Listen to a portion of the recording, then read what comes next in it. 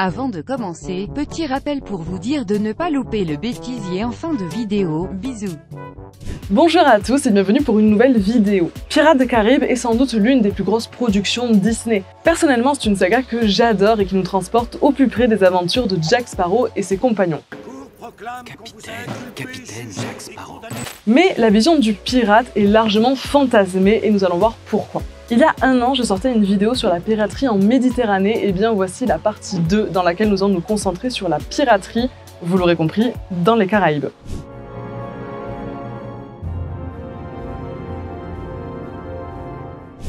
C'est un peu gênant de tourner en extérieur, je vous avoue que je suis pas ultra à l'aise avec cette idée-là. Mais c'est pas grave, on va faire comme s'il y avait personne dans le parc. Voilà.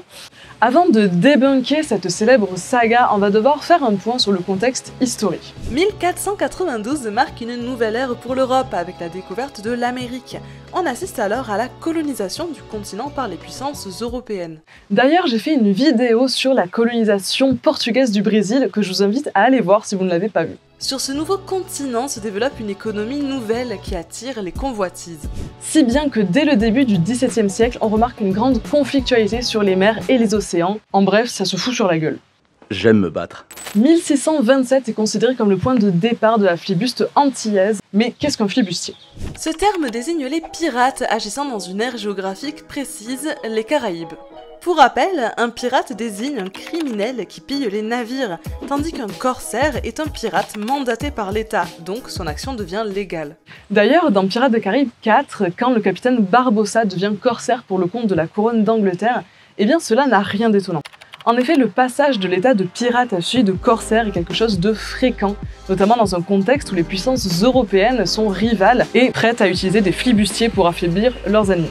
Bref, vous l'aurez compris, Jack Sparrow est l'archétype du flibustier. La piraterie a un caractère ambigu. En effet, elle est tantôt utilisée par les grandes puissances, notamment pendant les périodes de guerre. On laisse faire les pirates parce que comme ça affaiblit l'ennemi, c'est super pratique. Mais elle est aussi condamnée lorsqu'elle gêne le commerce. D'ailleurs, dans Pirates des Caraïbes 1, il est fait mention de la Tortuga, l'île de la tortue.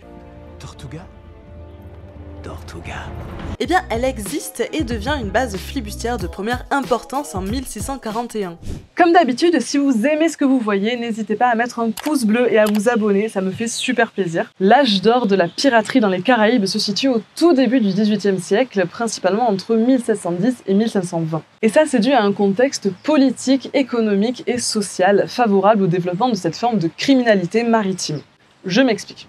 En effet, l'essor de la société esclavagiste a engendré le manque d'emploi, la misère et l'apparition d'une population marginalisée, c'est-à-dire des vagabonds, des mutins, des criminels, mais également des esclaves en fuite. Pour ces gens, la piraterie ne représente pas un idéal de liberté ni même la quête de richesse, mais seulement un moyen de subsistance. En effet, tout de suite là, ça casse un peu le glam, quoi. Prenons l'exemple d'un pirate français, Thomas Dulin. Fils d'avocat, il s'engage en tant qu'officier dans la marine marchande. Il déserte, vagabonde, puis est recruté comme corsaire par les Espagnols. Il se mutine et devient alors pirate. Ce type de parcours est en réalité assez fréquent. En effet, on ne devient pas pirate du jour au lendemain, mais plutôt à l'issue d'un processus par lequel l'individu est petit à petit mis à l'écart de la société. J'ai décidé que j'allais devenir le roi des pirates et puis c'est tout.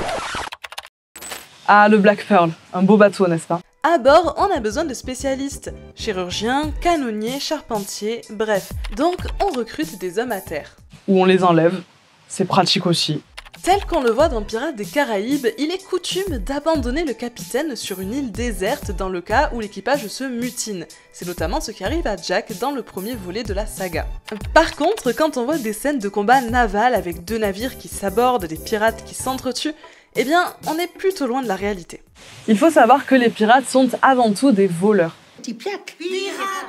Leur tactique, c'est avant tout de faire peur pour éviter autant que possible les combats.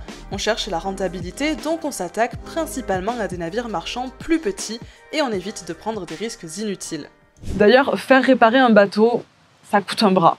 D'ailleurs, savez-vous d'où vient le mythe du pirate borgne ou à la jambe de bois? Eh bien, ça vient du fait que beaucoup de gens ne voulaient pas embarquer sur les navires corsaires. Du coup, le capitaine était obligé de recruter des invalides, des vieillards, des mousses, des étrangers, bref, tout volontaire, puisqu'on avait besoin d'hommes et on n'avait pas assez de matelots. Quoi qu'il en soit, à cette époque, la piraterie devient un fléau que les autorités ont du mal à gérer. Les puissances européennes prennent des mesures, comme lors du traité d'Utrecht, qui met fin à la guerre de succession d'Espagne. Avec la fin de la guerre, les puissances européennes n'ont plus besoin des corsaires, la piraterie est alors fortement condamnée. Paradoxalement, le nombre de pirates explose puisque les corsaires se retrouvent alors au chômage et se tournent vers la piraterie. D'ailleurs, dans Pirates des Caraïbes, on assiste plusieurs fois à des scènes d'exécution publique de pirates. C'est véridique, dès le début du XVIe siècle, les couronnes ibériques instaurent une véritable politique de la peur avec des exécutions spectaculaires qui permettent de montrer l'exemple. Voici ce qui vous attend si vous devenez un pirate. En gros, c'est le message qui est transmis. Et également, on voit une scène de procès dans Pirates des Caraïbes 4, la fontaine de Jouvence. Ça se passe en Angleterre et les procès de pirates sont effectivement fréquents et bien renseignés. La France, en revanche, privilégiait l'amnistie pour ses propres pirates, c'est-à-dire qu'ils n'étaient pas pendus s'ils restituaient leurs navires et leurs butins aux autorités. Sans totalement disparaître, la piraterie caribéenne diminue drastiquement dans les années 1722-1723, puisque le contexte lui est moins favorable. Les punitions plus sévères et la stabilisation politique des Antilles ont fait que la piraterie cesse d'être une menace régulièrement citée dans les rapports d'autorité. D'ailleurs, la durée d'exercice d'un pirate durait en moyenne 2 à 3 ans et pas toute une vie comme le capitaine Jack Sparrow. Moi et mes hommes, nous vivrons de la piraterie pour toujours.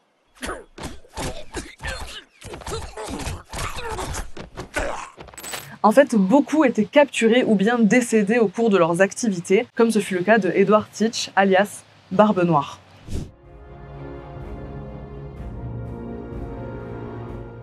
Il est sans conteste l'un des pirates les plus connus. Barbe Noire, de son vrai nom Edward Teach, si c'est son vrai nom parce qu'en fait on n'en est pas sûr, plus que tout autre, a marqué les esprits. Probablement né vers 1680 en Angleterre, il était corsaire durant la guerre de succession d'Espagne. En 1713, avec la fin de la guerre, ses activités militaires prennent fin. Il se tourne alors vers la piraterie. Avant cette date, nous ne savons quasiment rien de lui. Il combat d'abord auprès de Benjamin Hornigold avant de former son propre équipage en 1717. Il remporte de grands succès et sa réputation se répand rapidement, si bien que ses activités ont embarrassé les autorités de différentes colonies. Dès 1718, le Royaume-Uni et ses colonies déclarent la guerre aux pirates. Il est maintenant trop tard pour demander l'amnistie et Barbe Noire est bien trop célèbre pour disparaître incognito. Finalement, il meurt violemment au cours d'un combat naval le 22 novembre 1718. Quoi qu'il en soit, son comportement inspirait la peur en menaçant quiconque s'opposait à lui d'un châtiment impitoyable, ça a participé à forger sa légende. On retient ainsi la brutalité de Barbe Noire, mais il était en réalité pas plus cruel que les autres capitaines. D'ailleurs, il s'est largement vanté de ses captures, mais on n'a jamais retrouvé son butin. En revanche, en 1996, on a retrouvé les restes supposés de son navire, le Queen Anne's Revenge. Dès qu'il y a des gens qui passent, je suis super gênée, et du coup je m'arrête de parler. Donc là je bois.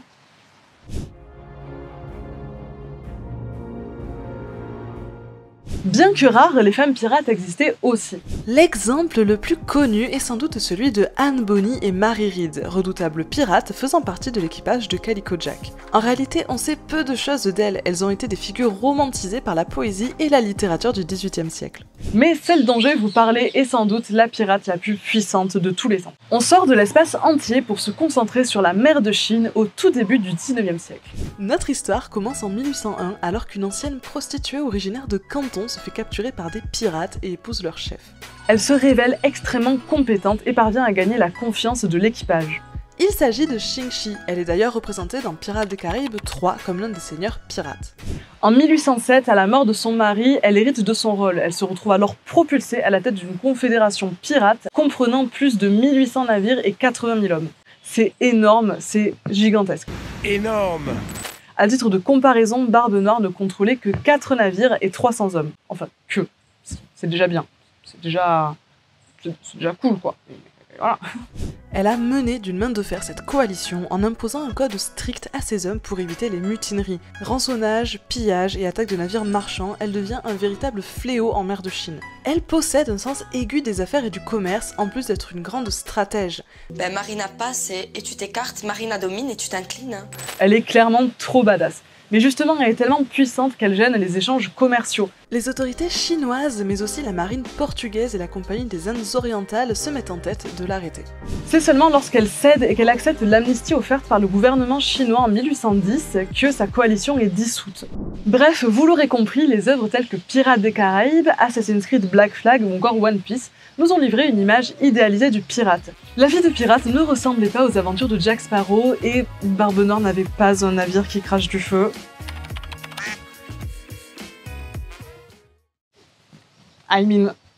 Bien qu'éloignées de la réalité, ces œuvres font rêver et finalement, c'est ça le plus important. Bref, j'espère que cette vidéo vous aura appris des choses et gardez à l'esprit que ces fictions ne sont pas des œuvres historiques. Mais soyons indulgents et prenons-les pour ce qu'elles sont, un divertissement. C'est la première fois que je tourne en extérieur et je vous avoue que ça me plaît malgré les aléas, le bruit qu'il y a autour, etc. Mais dites-moi vous ce que vous en avez pensé, si vous aimez bien aussi ce genre de décor derrière. Waouh! Voilà, donc moi j'ai adoré travailler sur ce sujet, ça fait 1 an qu'il fallait que je fasse la suite, elle est enfin sortie. Bon voilà, j'ai pris mon temps. Comme d'habitude, je vous fais des bisous et je vous dis à la prochaine. Incroyable, ça a participé. Ah non. Le vent, hein. Toujours le vent. Hein. La moto, là. Quoi qu'il en soit, son comportement est super. Je fais comme gratter parce qu'il y a des moustiques partout, c'est horrible. Bonjour. Mais c'est quoi? C'est un hélicoptère, ça? Mais j'en peux plus. Attends, ce qui passe.